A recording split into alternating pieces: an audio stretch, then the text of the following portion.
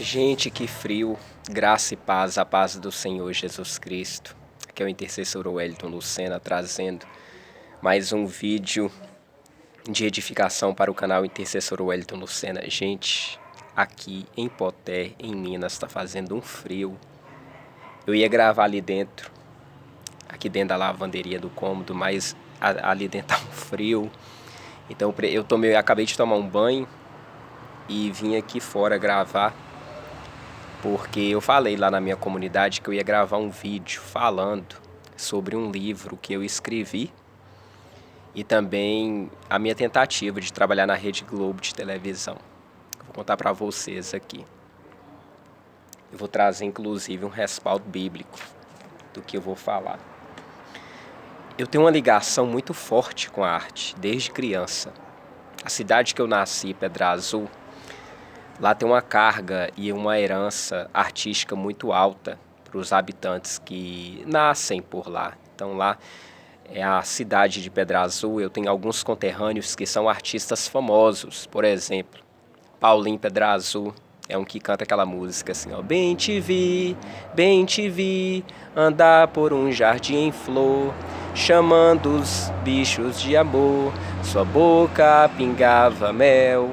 Onde estás? Voei por este céu azul. Passei em estradas do além. Aonde estás, meu bem? Então, o artista que compôs essa música é meu conterrâneo, também pedrazulense, Paulinho Pedra Azul. Saulo Laranjeira, ele é um homem que faz aquele deputado do programa A Praça é Nossa, João Plenário. Então ele também, inclusive, eu tenho um grau de amizade maior com Saulo Laranjeira do que com Paulinho Pedra Azul. Amizade que eu falo assim, no Facebook a gente tinha contato, eu mandava alguns recados para ele, demanda, ele me respondia. Os dois são muito humildes, mas eu era mais próximo de Saulo Laranjeira. Eles têm uma aproximação muito grande com o público. Então, gente, lá na minha terra tem Dani Moraes, Hendrik Alves, que foi meu aluno, hoje ele mora até fora do Brasil. Então tem muito artista na minha terra. É uma terra abençoada nessa questão de arte e cultura. E eu, desde criança, eu fui engajado nessa área. Então, na época de escola, eu lembro que a primeira peça que eu fiz, eu era o Saci Pererê. Isso foi em 94 ou 95. Eu fiz um papel de uma peça de folclore que eu fiz o papel do Saci Pererê. E a partir dali, eu tinha uns 7, 8 anos, gente. A partir dali eu tomei gosto para essa área de arte. Então, eu lembro que na minha rua tinha umas vizinhas, umas meninas que brincavam comigo. Aí, na época, tinha aquela banda El Chan, que tinha Carla Pérez, Sheila Mello, Compadre Washington, Jacaré. E eu lembro que eu fazia o papel de Jacaré. Aí tinha a loura, a morena e eu fazia o papel de Jacaré. E a gente dançava e tal. Minha mãe era até viva na época. Nós fizemos um festival lá de dança, na rua, lá na vizinhança. E eu me caracterizei de Jacaré e uma menina caracterizou de Sheila, acho como é que é? Sheila Mello, Sheila Carvalho. E nós fizemos... Não, Sheila Mello, Daniela, eu não lembro o nome não. Tinha a loura e a morena do Tchan. Eu lembro de que era assim, Sheila Carvalho, eu não lembro o nome da mulher não, mas a outra casou até com Xande, não sei o que, Pérez, Cláudia Pérez, eu não lembro o nome. Carla Pérez, acho que é Carla Pérez. Aí, meus irmãos, depois, passou-se um tempo, eu comecei a pegar gosto para essa área de teatro. E eu lembro que, na época de escola, quando tinha peças teatrais, eu comecei a desenvolver essa parte de roteirização. Então, eu escrevia roteiro. Eu já escrevia essa parte de roteiro para peças. E, assim, a gente foi adentrando no ensino médio. Tinha muitos trabalhos de escola. Então, nessa parte de trabalho de escola, eu comecei a perceber que eu tinha muita facilidade para escrever roteiro de qualquer tipo e de qualquer gênero, principalmente comédia. Então eu lembro que teve uma quadrilha que eu participei de uma quadrilha e tinha que fazer uma peça antes. Então eu fiz uma peça que teve um casório, aí eu construí as falas, construí a história, bolei os personagens. Então foi tudo assim desenvolvido pela minha mente criativa, né? Aí, gente, e era sucesso. Todas as peças que eu fazia, modéstia à parte, era sucesso. Então eu fiz uma peça, essa quadrilha caipira. Depois eu fiz uma peça depois do absolutismo, falando sobre Nicolau Maquiavel. Então eu falava sobre o absolutismo na Itália, pegando uma parte de história do feudalismo, mercantilismo. Depois eu peguei e aprofundei no absolutismo, né, aquela parte que fala que os fins justificam os meios, de Nicolau Maquiavel. Então eu interpretei irmãos gêmeos, eu fazia um rei, Dom Marcello e Dom Fernandes, se eu não me lembro. Então eu fazia um rei absolutista de Portugal e outro rei absolutista da Itália. Aí eu fazia aquela tomada de cena, eu dirigia, escrevia o roteiro, participava, apesar que tinha outras pessoas também envolvidas nessa parte. Então muitas pessoas elogiavam, falavam, nossa, as peças que você escreve são muito bacanas. Apesar que esse do absolutismo, de Nicolau Maquiavel, foi um audiovisual, foi uma peça gravada. Outra vez também no ensino médio, eu fiz uma peça de educação artística falando sobre educação sexual, sobre artes, falando sobre educação sexual. E essa peça foi premiada, porque também foi um teatro gravado, gente, e a gente levava muito a sério na época. Não tinha essa tecnologia de hoje, não. Eram aquelas câmeras maiores para fazer o tipo, então tinha tomada de cena, a gente tinha que fazer a continuidade, tinha que a questão de figurino, tanto os figurantes quanto o figurino, lembrar de fazer a continuidade de cena, pegar as tomadas, os pontos principais. Então eu manjo muito disso. Aí nós fizemos, essa peça ela foi premiada, esse trabalho audiovisual, na época, isso foi em 2001 a 2002, olha você quanto tempo tem isso. A professora na época ela levou essa fita, foi uma fita VHS lá para BH e foi sucesso, gente, foi sucesso. Ela até falou, assim, ó, esse trabalho seus ganhou um prêmio lá, não sei o quê. Então, aí eu comecei a pegar fama na cidade. Então os grupos de teatro me procuraram. Aí eu comecei a desenvolver peças mais elaboradas. Eu fiz uma peça chamada Nobres do Sertão, que tinha a peça e tinha uma coreografia. Pois bem, mas depois eu não lembro o que aconteceu, que não deu certo. Mas a peça foi uma das peças mais bonitas que eu já fiz. Era uma peça muito grande, ia ser apresentada até lá em Pedra Azul, no meio da cidade. A gente começou a ensaiar, tinha uma coreografia depois, que pegava até um pouco dessa questão de os pagantes e bolsistas, que era uma crítica ao capitalismo e ao socialismo. Os pagantes representavam os estudantes do capitalismo. Os estudantes que eram chamados de pagantes na escola faziam uma crítica, uma alusão ao capitalismo, e os bolsistas ao socialismo. Aí a ambientação da história acontecia o quê? Num pátio de uma escola. A roteirização e a peça, o enredo. Aí, meus amados, quando eu fui para BH fazer o ensino médio, que eu fui estudar, eu aproveitei e participei de uma oficina de atores, foi paga.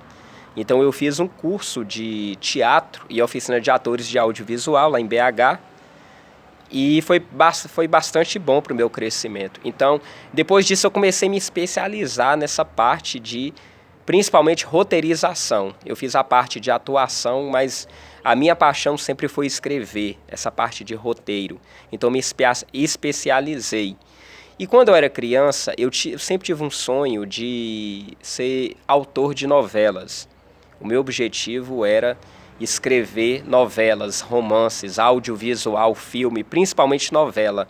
Então, quando eu era criança, desde pequeno eu acompanhava esses trabalhos, né? A Rede Globo, quando eu era criança, eu assistia praticamente todas as novelas da Globo.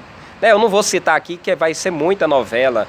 Eu peguei desde a época de 4x4, Barriga de Aluguel, Laços de Família, Uga Uga, peguei A Viagem. Então eu era muito noveleiro mesmo. E eu sabia a questão, como é que era o estilo literário de cada um daqueles autores da Globo. Então eu sabia como é que Glória Pérez, como é que ela fazia uma novela, como é que era o estilo que ela abordava, o merchandising social, a temática, o tipo de enredo. Glória Pérez, Manuel Carlos, eu sabia sobre Gilberto Braga, sabia sobre Ricardo Linhares, Carlos Lombardi, sabia sobre Ivani Ribeiro, sabia sobre Valci Carrasco, e também sobre os diretores, né? Walter Avancini, Ricardo Odditon,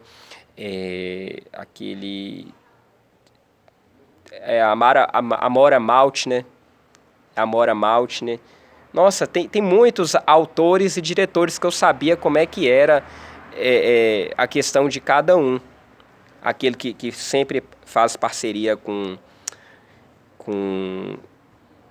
Jorge Fernando, ele sempre fez muita parceria com Valci Carrasco. Então, Chocolate com Pimenta, essas novelas mais cômicas do Valci Carrasco, principalmente as das 6, O Cravo e a Rosa, apesar que começou o Cravo e a Rosa com Walter Avancini, depois foi o Jorge Fernando. Então eu sempre tive muita curiosidade e eu estudava muito profundo o gênero literário de cada autor da Rede Globo. Então eu tinha também por objetivo, antigamente, de ser um autor de novelas. É tanto que eu fiz o curso, eu me especializei, eu fazia as anotações, eu tinha ideias e roteiros bastante elaborados na cabeça. A minha primeira novela que eu tinha na mente e comecei a escrever alguns capítulos se chamava Lembranças Profundas. Então eu tinha uma ideia de fazer uma novela chamada Lembranças Profundas e eu escrevi no computador. E antes disso, de falar sobre o livro que eu escrevi, gente, na época que eu estudei em BH, eu estudei no Colégio Marconi e na aula de literatura, nesse colégio, a gente era instigado a ler muitos livros.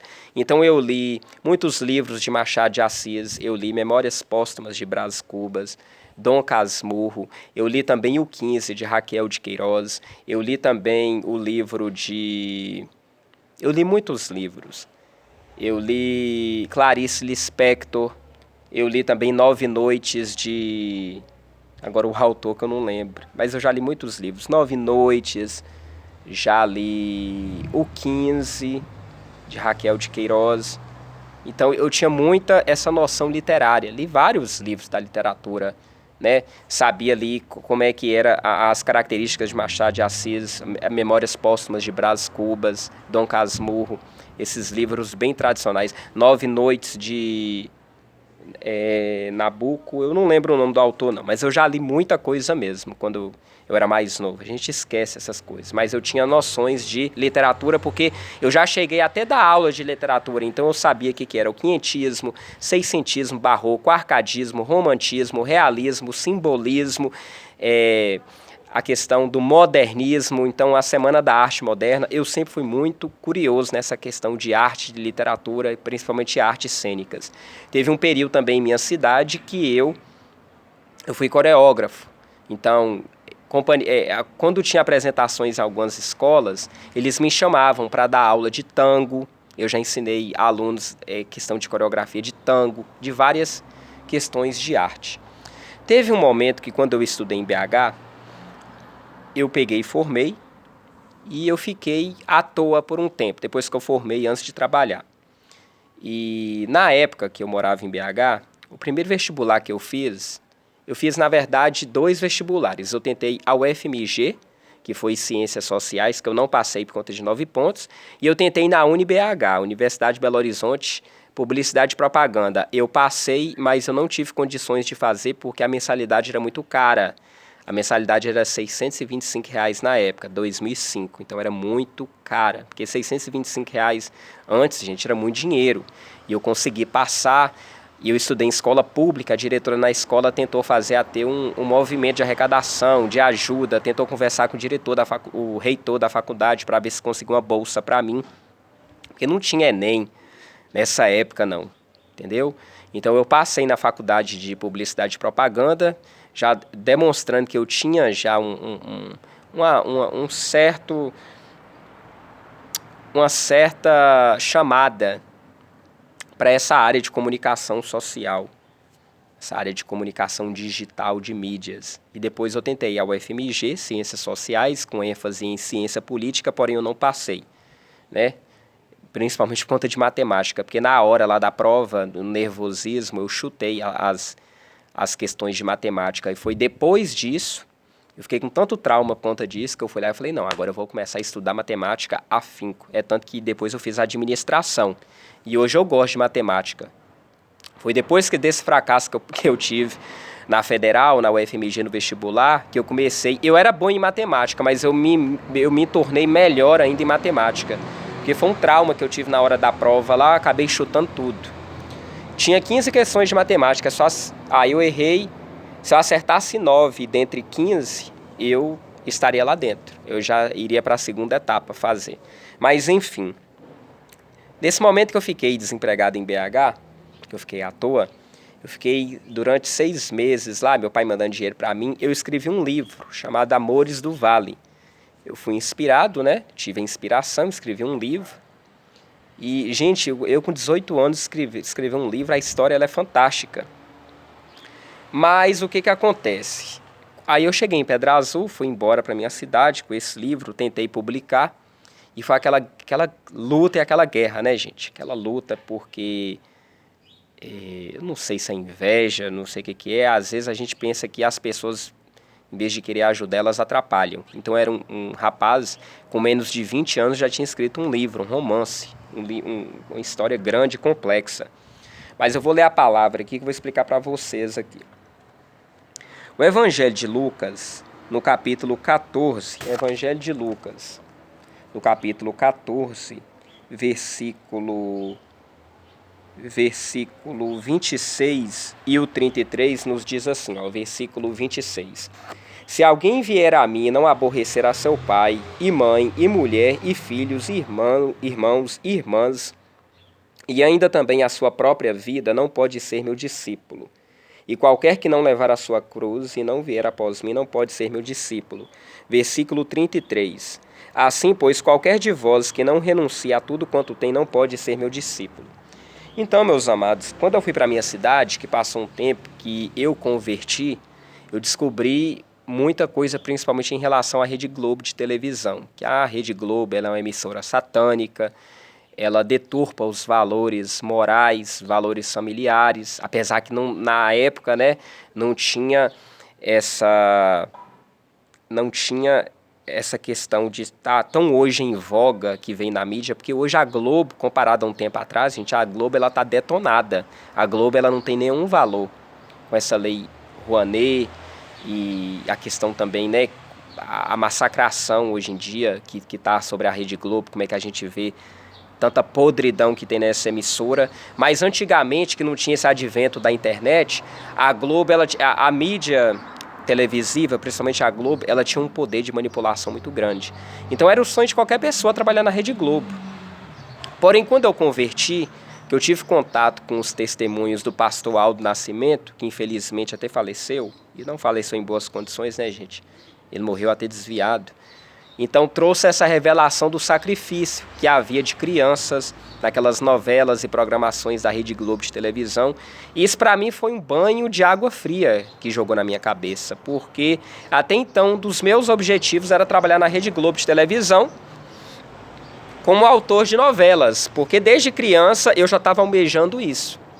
Já estava almejando trabalhar na Rede Globo como autor, não era nem como ator, não, é como autor mesmo. Aí, quando eu descobri a respeito da Rede Globo essas questões de sacrifício de criança, ocultismo por trás das obras artísticas, foi um banho de água fria. Eu falei, E eu tinha convertido, né? Então, gente, aí por Cristo, eu preferi abdicar essa questão. Aí escrevi o livro e eu não fiz questão de correr atrás da publicação. O livro foi escrito.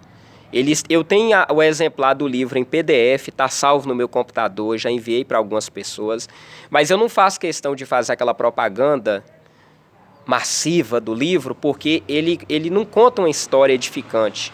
Eu era mundano, eu estava no mundo quando eu escrevi o livro, então o livro em si, ele tem uma nuance de erotismo, de mistério, até um pouco de ocultismo no livro. Então, depois que eu me converti, eu não fiz essa questão toda de divulgar, de publicar, de me alardar, de fazer aquela publicidade sobre esse livro por conta disso, porque ele não tem uma história que vai glorificar, vamos supor, um servo de Deus. Então, deixei para lá essa questão do livro. Porém, meus amados, Deus é tão bom que ele me inspirou a escrever um livro que eu ainda não escrevi, mas eu tenho a história toda na cabeça. Eu tenho planos futuramente de escrever um livro cristão. Um livro, não é livro de autoajuda não, gente, é uma história fictícia. Inclusive, a minha vontade, o meu sonho é fazer com que essa história venha se tornar uma obra artística, um audiovisual, ou seja, uma série. Eu acredito que filme não vai dar certo porque a história ela é complexa. Ela não vai dar para contar em 2, 3 horas. Ela é uma história que ela precisa, no mínimo, de uns 20 a 30 capítulos para ser contada. O título chama-se Resgate e Redenção. É uma história cristã. Eu não vou contar aqui, senão vai perder a graça, mas é uma história muito original, tem conceitos bíblicos, ensinamentos bíblicos. Ela se passa sobre essa ótica cristã, né, de quebra de maldições, de resgate de alma, resgate de vidas, de renascimento espiritual, de conversão. Vocês estão entendendo? Então, eu tenho comigo... A história está toda na minha cabeça, gente. É uma história de ficção. Mas eu acredito que se um dia Deus me dá a oportunidade de aparecer as oportunidades, né? Eu tiver um tempo e tal, aparecer alguém que esteja disposto, eu tenho sim o objetivo de desenvolver essa obra artística. Eu creio que pode salvar vidas, pode trazer um esclarecimento espiritual sobre como a Bíblia... ver essa questão da ótica espiritual, como ela retrata essa questão da ótica espiritual, porque é um livro cristão. Então, gente, igual eu falei, na minha cidade, lá em Pedra Azul, as pessoas têm um termo que a gente usa que é assim, as pessoas de lá são muito raçudas. O que significa esse termo raçudo? Pessoas raçudas são aquelas pessoas que lutam pelo que elas querem. São pessoas que batalham, vão atrás de seus objetivos. E na época eu tinha esse objetivo sim, de trabalhar na Rede Globo. É tanto que eu estava começando a manter contatos, eu estava correndo atrás de autores, de coautores, colaboradores da Rede Globo. Eu estava começando a correr atrás disso já. E eu sou uma pessoa, gente, que quando eu quero uma coisa, eu não desisto. Não desisto. Quem pôs muito os freios em mim foi o Senhor Jesus Cristo. Porque a própria palavra fala que a gente tem que renunciar a muita coisa. Mas se eu fosse uma pessoa mundana que não tivesse o conhecimento de Jesus e não fosse resgatado por ele, vocês poderiam ter certeza que hoje eu estaria lá na Rede Globo trabalhando como autor, ou coautor, ou colaborador de novela. Porque é uma coisa que eu gosto de escrever. Eu amo escrever. Então tem muitas pessoas que falam, já até perceberam, já falaram assim, ô irmão Wellington Lucena, eu já percebi que você tem muita desenvoltura em relação a estar à frente das câmeras. Você tem uma certa desinibição de estar falando no meio do público com a câmera ligada. Mas eu estou confessando agora por quê, gente? Porque eu já tenho uma certa experiência com essa área artística, com essa área de trabalho audiovisual. Eu já tenho uma certa intimidade com câmera, com esse tipo de processo. Vocês já perceberam que os meus vídeos têm uma certa continuidade. Então, às vezes, eu trago um assunto aqui, ou eu não desenvolvo o assunto por completo para depois vir trazer esse assunto de novo. Até mesmo para as pessoas terem uma certa curiosidade. Não estou dizendo aqui que eu conto mentiras. Aqui hoje, o intuito desse canal é o quê? Abordar minha vida cristã, trazer ensinamentos, porém eu trago certos elementos do universo audiovisual que fazem com que as pessoas fiquem mais presas aos meus vídeos, para dar essa noção de como se fosse um seriado, uma série sobre o intercessor Wellington Lucena. Vocês me entendem? Por quê? Porque eu coloco elementos aqui de audiovisual sobre os meus vídeos, por exemplo, essa questão de continuidade nos vídeos, né? Essa questão de tomada de câmera, a questão de ambientação, a questão de assuntos, de temas a serem propostos. Apesar, gente, que trazer esse tipo de ferramenta do audiovisual, do universo audiovisual para um tipo de vídeo, igual eu faço aqui, que retrata a vida real, que retrata a vida cotidiana, se torna mais difícil. Usar esses elementos do universo audiovisual, esses mecanismos de comunicação digital, comunicação, tendo a ver com o universo, né, de mídia, isso é mais fácil para quando você consegue escrever roteiros, elaborar histórias fictícias. É muito mais fácil você trazer a continuidade, você desenvolver um tema, quando tem algo relacionado a invenções. Mas quando você traz a vida real, igual eu trago aqui, se torna mais difícil trazer certos elementos. Entendeu?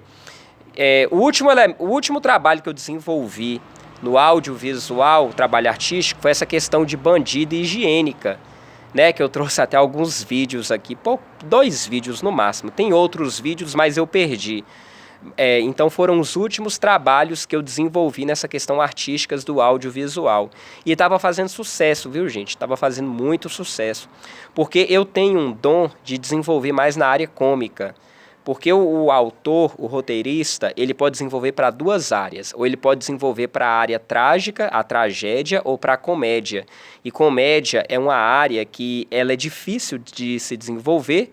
Um roteirista desenvolver um trabalho nessa área de comédia não é fácil, é uma área meio complicada, mas você pode ter certeza que o roteirista, que ele consegue despertar gargalhadas, risadas na vida das pessoas, ele é muito bem remunerado. Ele, além de ser procurado, a procura por esse tipo de roteirista, por esse tipo de escritor que desenvolve na área de comédia, quando ele desenvolve uma